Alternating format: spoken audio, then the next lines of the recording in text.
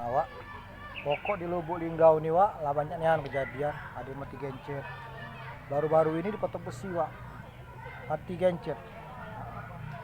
Sedang berhubungan intim di pucuk ranjak, yang luntinya mati, yang lanangnya mati, karena gencet. Jadi dioperasi dua-duanya. Sudah tuh ada puluh kejadian budak kecil di Sodom.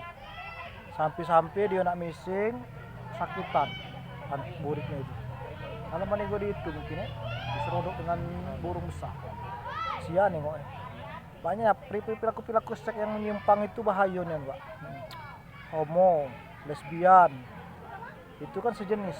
Nah, itu bisa merusak norma-norma kehidupan bermasyarakat. Karena itu sudah melanggar perintah Tuhan. Nah, Tuhan murka, kaget kita balik ke zaman Nabi Lut. Nah, pada zaman itu kaum homo, lesbian dibasmi sampai habis. Iya, ada nih kisah.